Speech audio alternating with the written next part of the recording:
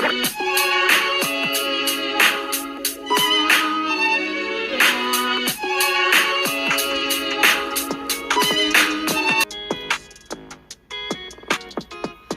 are major institutions that drive wealth in this country systematically devalue black assets.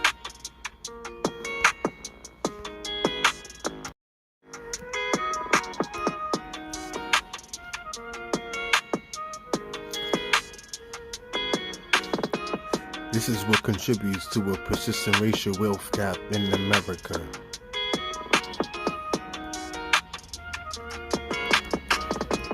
The racial inequality in the value of homes and the appreciation rates of the homes has created a large and increasing racial wealth gap in America.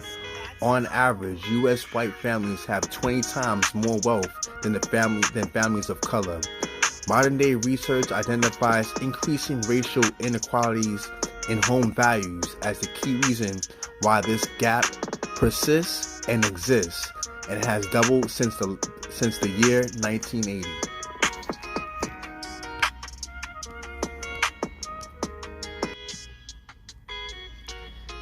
These growing gaps don't affect just homeowners. They also affect renters. Since 1980, real estate prices have risen far faster than inflation, incomes, and prices of consumer goods like food or clothing. As a result, housing costs now make up a larger proportion of a resident's expenses.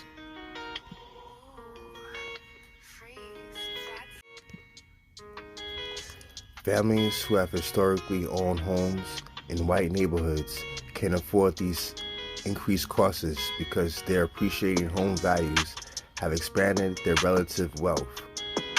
But for everyone else, high housing costs are a burden.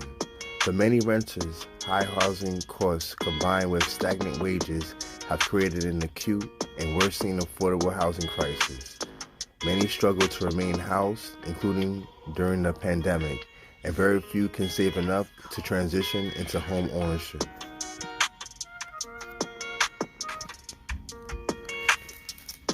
Home ownership is the principal source of wealth for most American households, and properly setting a home's value is critical to wealth creation for families and communities. The devaluation of property makes a family less likely to build or pass intergenerational wealth to children.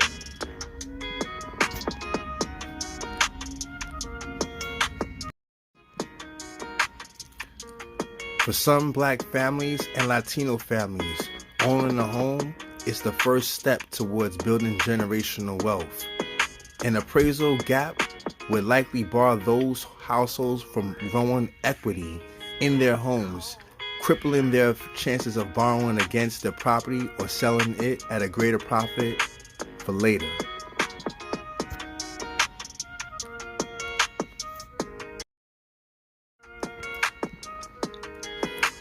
Racial inequality in home value is greater today than it was 40 years ago, with homes in white neighborhoods appreciating $200,000 more than 1980 compared to communities of color.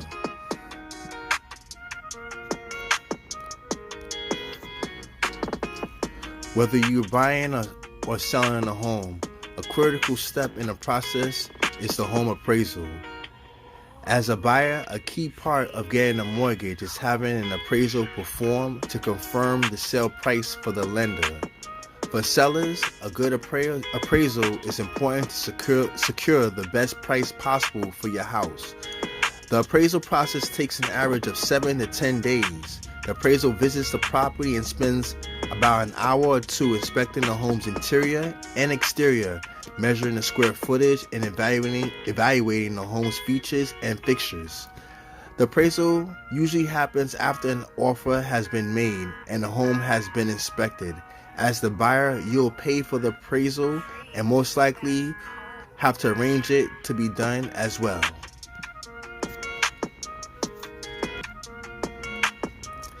Lenders always require a home appraisal before they issue a mortgage because they want to protect their investment. If the actual value of the property is lower than the sales price and if the buyers defaults on the mortgage, the lender won't be able to sell the property for enough money to cover the loan.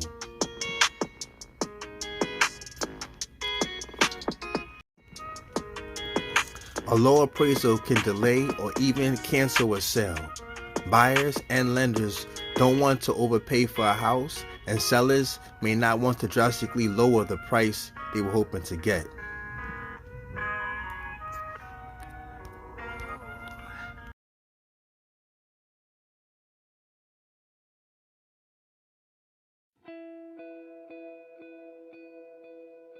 So, there's a lot of misunderstanding about the role of appraisers and how they affect the property tax that homeowners pay.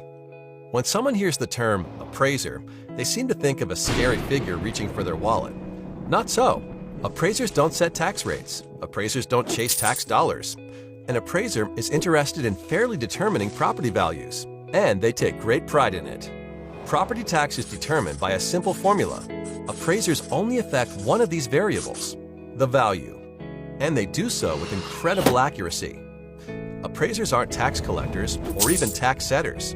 They're just fellow taxpayers, and their primary goal is to make everything fair and equitable. Imagine that you are in a restaurant with two friends. One orders a hot dog, one a plate of caviar, and you order a steak. The waiter comes to the table with a total bill of $100, but he doesn't know how much each of you should pay. If everyone paid the same amount, the guy who ordered caviar might be happy. But what about the guy who ordered a hot dog? Enter appraisers. The food is your property. Just like these meals, some people's property is worth more than others. And it's the appraiser's job to determine how much each property is worth. That's it. So, in the same way the value of these menu items would need to be determined, an appraiser places values on properties to ensure fairness and equity. After the appraiser determines the value of each property, local governing bodies will set their budgets for the coming year. They set the tax rate in order to produce the dollars needed for their budgets. The value of a property does not affect the amount of property tax needed. The sum total of all these budgets is a set number that has to be divided up among all the property owners. So even if everyone's value was cut in half by the appraisers, the tax rate would be raised in order to generate the same amount of tax revenue. The appraisers don't determine the taxes you pay. They just determine the values of properties to keep everything as fair and equitable as possible. When you notice a change in your property's appraised value, the change is the result of a never-ending quest for fairness and accuracy. Appraisers are graded on their performance, so there is a detailed system to get accurate valuations. First, the appraiser looks at similar properties that have sold, their sale prices, and the terms and conditions of each sale. That's the reason your home won't just be compared to the place next door. Studying things like square footage, age, and location helps appraisers determine how comparable another property is to yours. Even seemingly small details, like an extra bathroom or finished basement, can result in significant differences in value in two otherwise identical homes. Appraisers maintain a thorough database of real estate information to make this process as precise as possible. Changes in value are typically the result of local real estate market sales or major changes to a property. Remodel a kitchen or finish your basement, and your property's value could increase. When you see your home's appraised value, you can rest assured that the number has not been drawn out of a hat, nor generated with anything but equity and accuracy in mind. Long story short, appraisers are here to help, not trying to hinder. Their focus is accurate values, not tax collection. The only things an appraiser chases are fairness and equity, and they take great pride in it.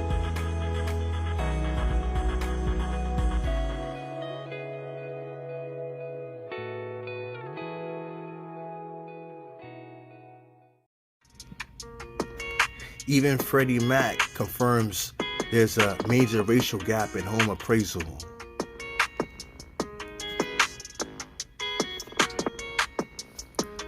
Low appraisals can cause some families to struggle to get the financing they need.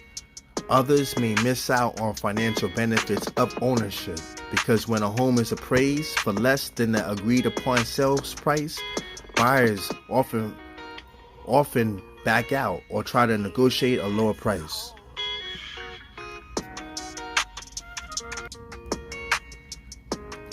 Fair housing advocates have long pointed to evidence of persistent racial discrimination in housing.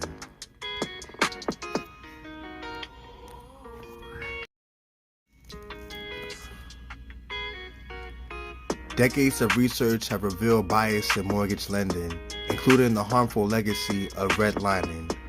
Undercover investigations have exposed pervasive discrimination by some real estate brokers, with agents being accused of steering black home buyers away from white areas or denying them basic information to make a home purchase easier.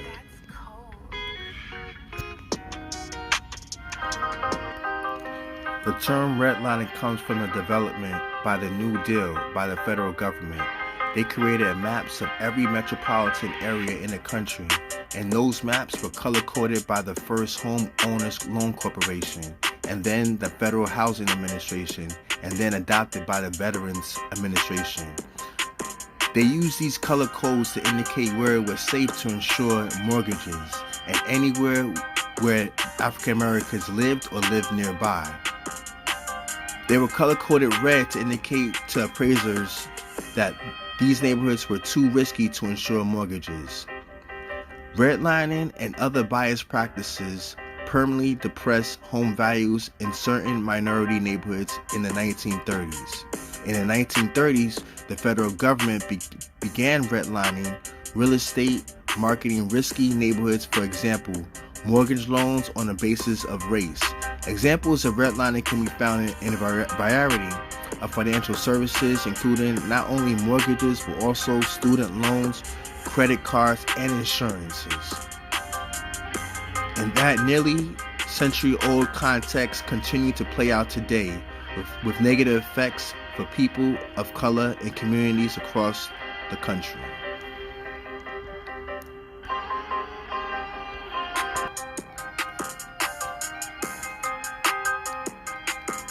In the 1930s, the federal government institutionalized a process of evaluating how a property was worth. This process used neighborhood, racial, and socioeconomic compositions to determine home values. Homes in white neighborhoods were deemed more valuable than identical dwellings in communities of color. Hypocrisy.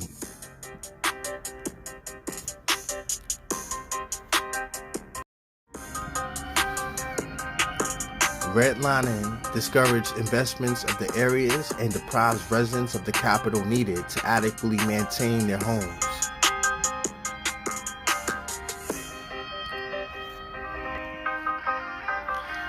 Legislative actions in the late 1960s and 1970s prohibit this action, but the law allowed appraisers to use past sale prices to determine home values. Using old race-based sale prices, this was what appraisers continued to use to define homes in white neighborhoods as worth more than similar homes in black and Latino communities. Racism was baked into the system.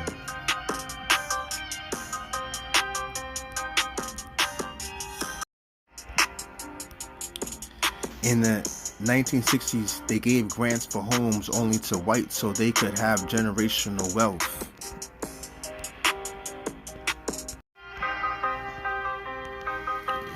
Black and Latino communities were also targeted with risky subprime loans at the height of the housing boom in 2006. Studies show the foreclosure rate was nearly twice as high for black people and Latino people when the market collapsed.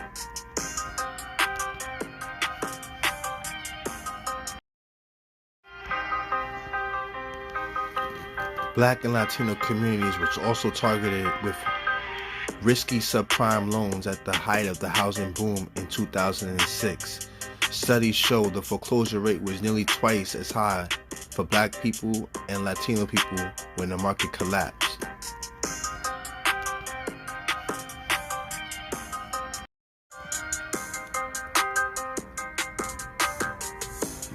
Racism manifests in the appraisal process in two ways. One is the policy and practice of the appraisal industry, which privilege white neighborhoods. The other is racial bias, influencing how appraisals evaluate specific properties.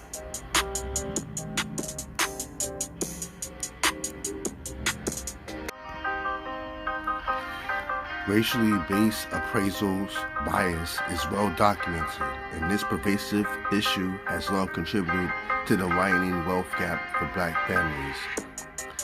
When a black family home is undervalued, it's like fucking with their generational wealth.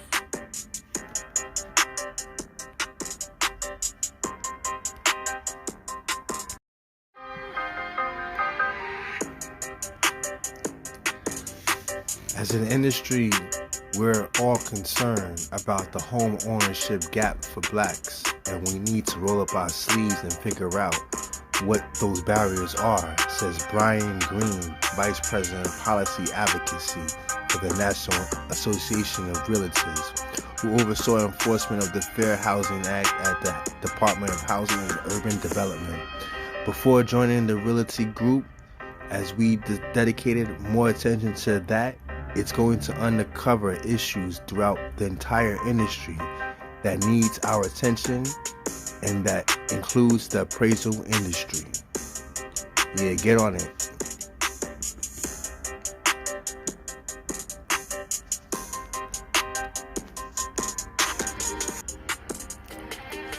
To determine the property's value, appraisals assess its conditions, size, and location, among other factors.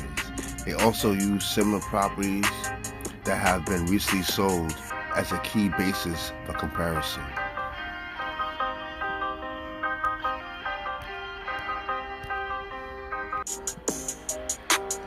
The Brookings Institution in 2018 found that in the average U.S. metropolitan area, homes in neighborhoods where the shares of population is 50% black are used as roughly half the price as the homes in neighborhoods with no black residents, and that there is a level of implicit bias in the individual perception of members of an oppressed class. The study also found that the value of assets, buildings, schools, leadership, and land itself are linked to the perception of black people.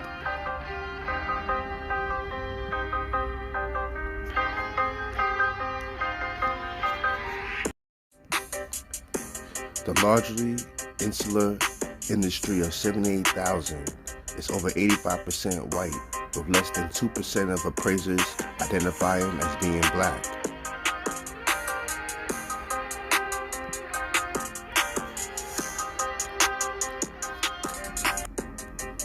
A handful of national news stories in the past 2 years have featured black homeowners who have appraised values of their properties jump significantly after having a white person pretend to be the real homeowner.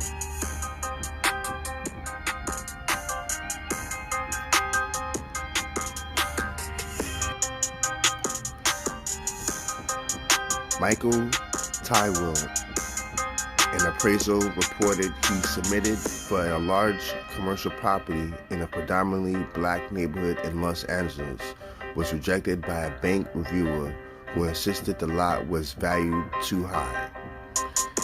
Tidwell, a black appraisal who is also evaluation and advisory director at the global real estate services firm Cushman & Wakefield, said it took months of back and forth with the issue getting escalated to the bank's top brass before they ultimately agreed with his initial assessment.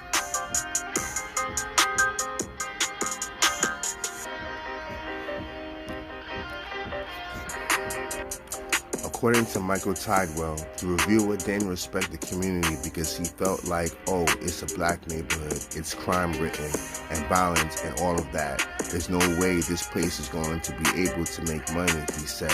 It's frustrating because even when you do your job or you may know the value of a community, somebody that's not from the community, a lot of times they're not going to see the value.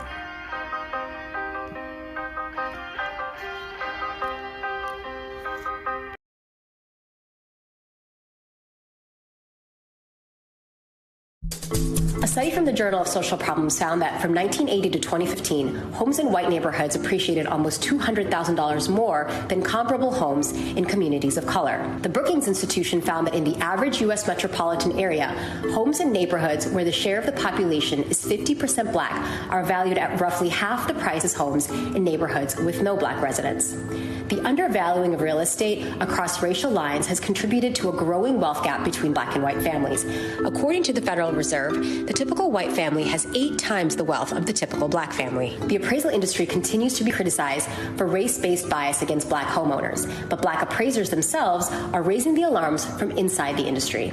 I spoke with Jillian White, a black appraiser based in New York City, who says lack of mentorship in the industry has perpetuated a lack of diversity within appraisers. In order to become a real estate appraiser, you have to do 2 things. Number one, you have to complete your qualifying education, and then you need to pair up with a supervisor appraiser to mentor you and sign off on your report.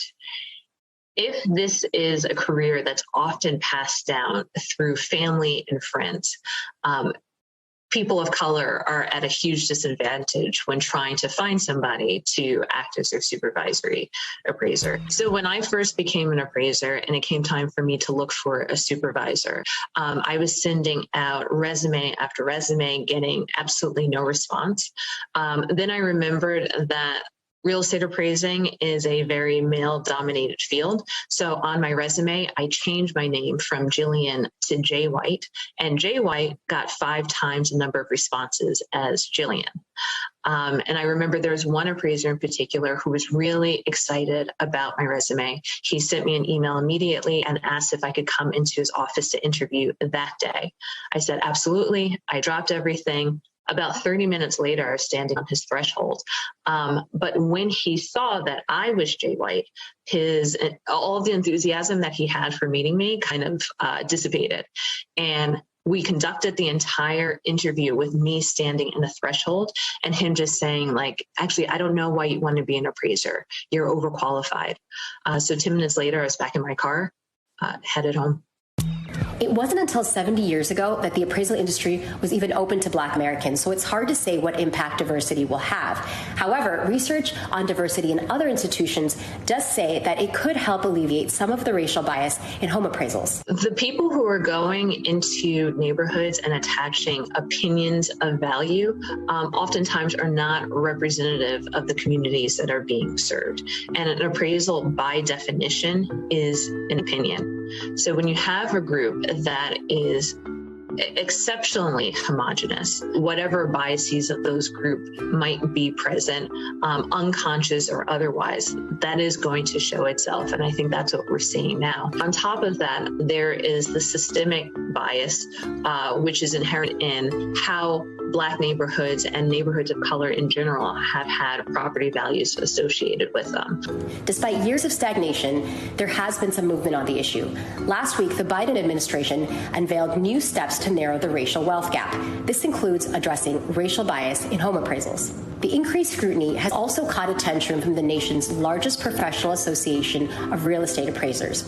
In a statement to NBC News, the Appraisal Institute said, quote, "When we see even one story of a consumer who feels they were treated differently because of their race, it's very concerning because that goes against everything we stand for."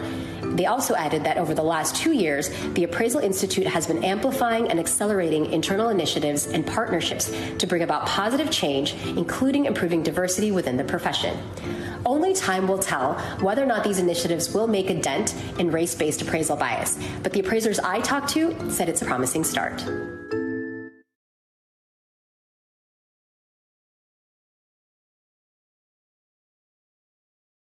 An Indianapolis woman claims the appraisal of her home was cut by more than half simply because of her race. Carlette Duffy, who is black, suspected she was being lowballed on the true value of her property on 2 separate appraisals. So she removed pictures of herself and other items from her home and had a white male friend stand in for her during a 3rd appraisal. She watched the price rise from $110,000 to $259,000. Joining us now, Carlette Duffy, and joining her is Amy Nelson, the executive director of Fair Housing Center of Central Indiana, a fair housing nonprofit assisting Carlette with her complaint. Carlette, first of all, wow. I mean, this is an amazing story. What made you suspect that something was up, and how did you come up with this plan? Well, the language from the first appraisal is what really sent red flags up for me. And the language had to deal with, it was talking about COVID, about it being COVID and I should try later. And also talked about the construction quality of my home and that surrounding neighborhoods, especially those to the south, had superior construction quality. And the neighborhood to the south of me is actually another historic black neighborhood, but that neighborhood has been gentrified. So when I read actually I was at a meeting with Amy, and Amy was discussing consent decrees and as it pertains to banks and whether or not they were following what they were ordered to do in the communities of color. And she talked about an appraisal that happened in Florida. And that case was sent to me at approximately like the same time by a good friend of mine. And so when I read it, I said, this is something that I have to do. Amy, you can speak to how often this kind of thing occurs. I do want to mention that CNN reached out to the appraisal companies that are cited in your complaint from the first two appraisals that got you the $110,000 and $125,000 appraisal. They deny that discrimination took place. But explain, Amy, I think this is a key point, what happened here, the way those appraisal companies decided on that number. They were looking at comps, so comparative house sales, for homes that were actually farther away from Carlette's house than the other appraisal that yielded what you think clearly is a more fair appraisal dollar value. Yeah, so the fair housing complaints that have been filed will be investigated by the U.S. Department of Housing and Urban Development. And one of the things we allege in them is that the comps that were pulled were just not fair. And that could be because they were pulled from too far away, pulled from certain types of neighborhoods with similar demographics, number of different features of that. Carlette lives in a historically black neighborhood here in Indianapolis. It's a neighborhood that has passed down home ownership to family members. And there aren't a lot of comps in her particular neighborhood, but her neighborhood shouldn't be devalued because of that or because of the race of her particular neighborhood when we have seen the neighborhoods all around her gentrify. Carlette, I'm reminded of something that former President Obama used to say. He used to say, it turns out I've been black my whole life. So he knows what things are like. And I can't put myself in your shoes. But when you got that third appraisal back, double what the earlier ones were, and the difference in your mind is that it was a white guy who was in the house at the time with no pictures of a black family inside. I wonder how that felt to you. It felt dehumanizing. It felt demoralizing. It felt, at first I felt vindicated, and in all actuality, and it allowed me to see that I knew that I was right. But then you think about the fact that I had to remove myself from my home in order for my home to have value, and that's the part that really hurts. And that's the part that is difficult to get over. And each time I think about it, it takes me right back to that point where it's upsetting. And to think just how often this happens. This is not a one-off. The instance in Florida is not a one-off. So it's something that has to change. And that's why I contacted Amy.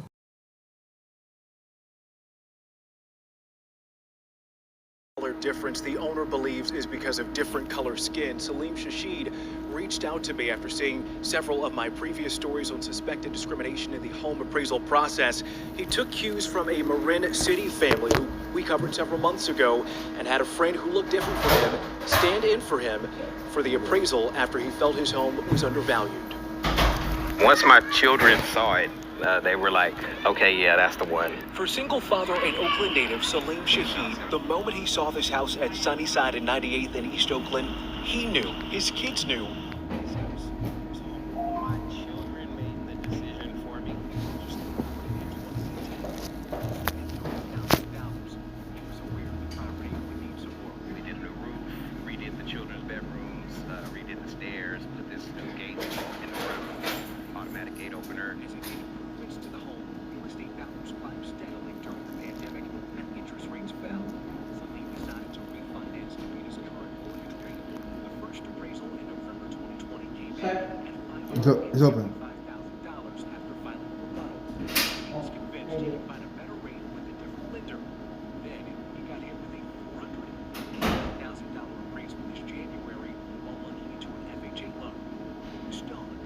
to prove what was in the other gentleman's intentions, but even if it was just negligence or incompetence, it was to a level that it had to be something more. Despite Salim requesting a reconsideration of value and filing a complaint with the California Bureau of Real Estate, the appraiser declined to increase the appraised value. Despite the initial report inaccurately listing the home had 1 bathroom instead of 1.5 baths, and claimed there were no updates to the home in the last 15 years, even though Salim says he informed the appraiser beforehand the roof was replaced months earlier. This is Julian Glover from ABC 7 News. I reached out to the appraiser via phone several times and did not hear back. The email listed on the appraisal report also bounced back. Salim stuck with the lender and was able to get a new appraisal by applying for a conventional loan. This time, he had a plan.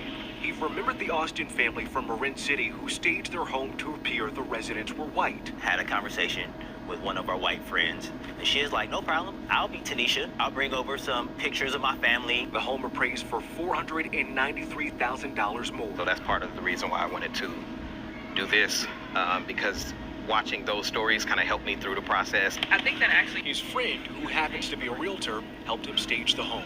you might want to take down some photos. If the photos of you are up, you may want someone else to step in and be there during the actual appraisal. Then he asked his co-worker's ethically ambiguous daughter, as he put it, if she would stand in for the day of the appraisal. Like, I have a lot of privilege as a white passing. I'm half white and half Asian, but fair skin, white individual, and if I can use my privilege to do something to help other people in the community, then why not? The appraised home value, $630,000. 2 appraisals, barely 2 months apart, a $150,000 difference. He thinks was largely because of race. It doesn't feel good. So to have somebody come and stand in, and then we get all of a sudden a higher value. After poring over the reports, the big difference we noted are the comparable homes selected by the appraisers. The average adjusted home value of the 6 comps listed for the January appraisal is $428,000 versus an average adjusted home value of $625,000 in the most recent appraisal, meaning the comps selected by the January appraiser were worth $197,000 less on average. The comparable homes selected in the same report also focused on areas north and west of Salim's property. The homes in the April appraisal were pulled from every direction, one to the north, east, southwest, and west. It's like insult to injury. After 10 months, Salim is hopeful he'll finally be able to refinance the property to lower his mortgage and help pay for additional improvements. He's also hopeful joining the list of families who've shared their story with me will help lead to a solution. Becoming a collective, bringing everybody together. So that's probably the only way that any real change is going to happen. After 10 months of back and forth, Salim tells me he's now finally cleared to refinance his mortgage, saving him a lot of money every month on that mortgage payment, also allowing him to take some money out so he can make some more improvements to his home and pay down some debt as well.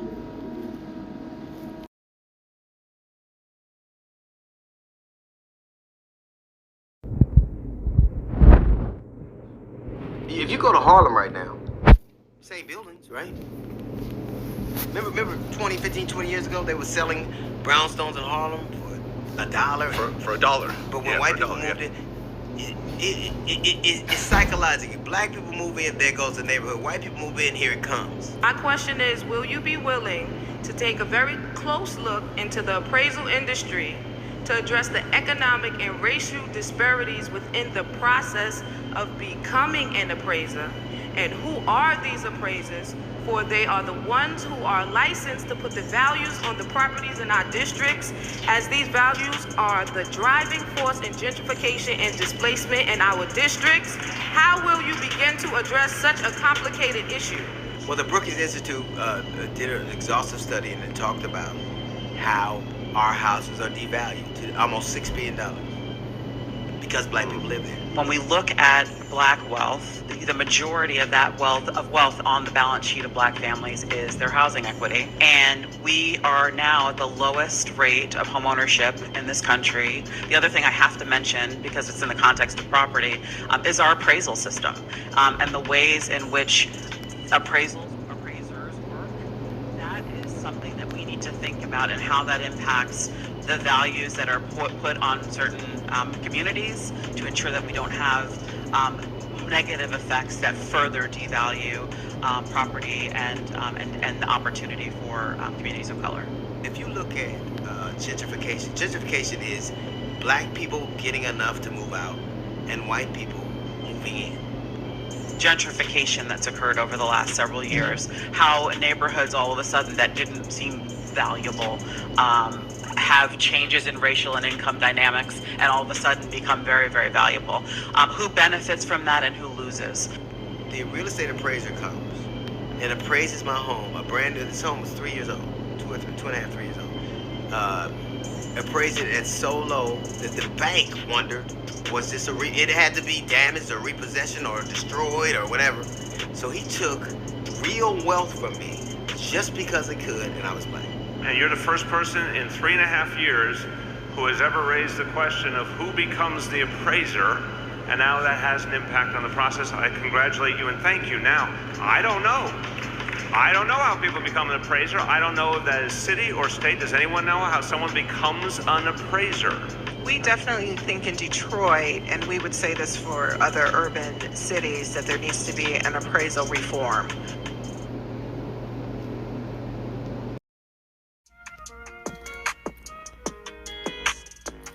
A number of studies have found that black-owned homes are undervalued when compared to those of white homeowners.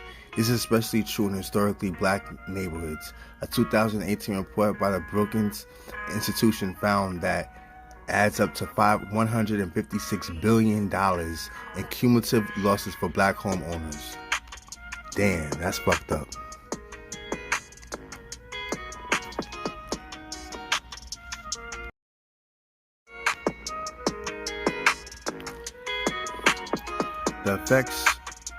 What is the effects of bias appraising?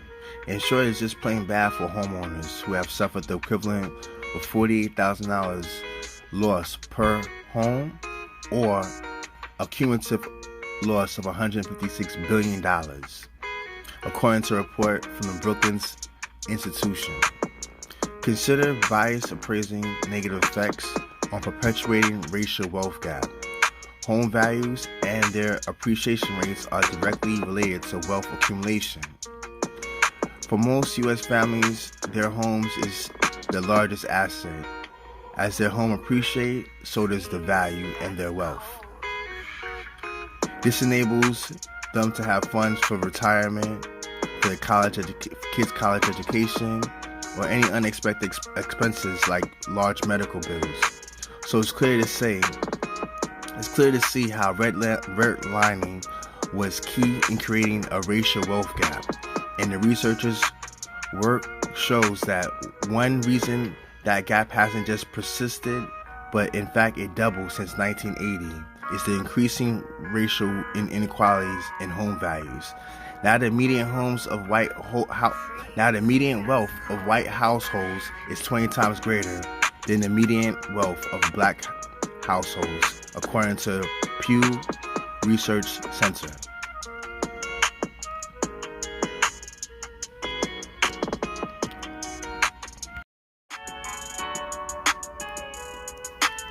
Possible solutions to this problem.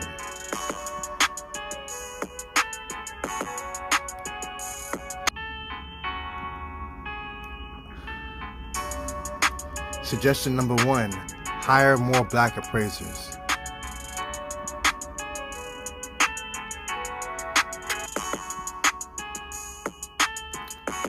Suggestion number 2, accountability. Assign a task force that governs on the principle that every homeowner should have the right to be given the true worth of their home by, number 1, examine the causes and consequences of the undervaluation of properties, 2, make appraisal data more available, and 3, hold appraisers accountable.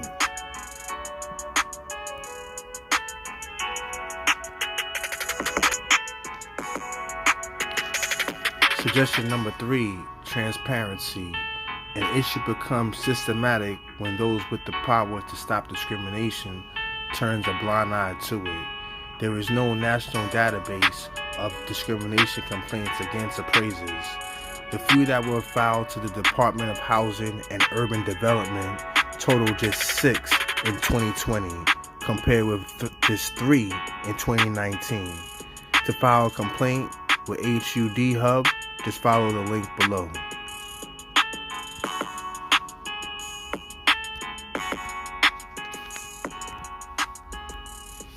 Suggestion number 4, create a new standardized system based on parameters only involving inspecting the home's interior, exterior, measuring the square footage, and evaluating the home's features and fixtures. An automated property evaluation system can possibly be used as a way to combat racism. One of the main elements of an appraisal is what the industry calls comparables. The process of using sales prices of at least 3 similar properties to help determine the estimate for the property being evaluated. But the appraisers decide which comparables to use. This use of the sales approach has allowed historical appraisers to influence contemporary values and other appraisers' assumptions about neighborhoods of Black and brown. So change the method appraisers use to evaluate a property.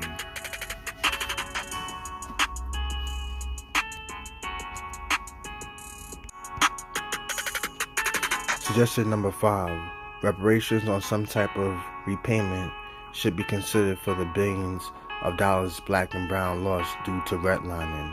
Reparations for those hurt by racist federal housing policies and a new legal standard for property appraisal proposals should be made to address the equity loss.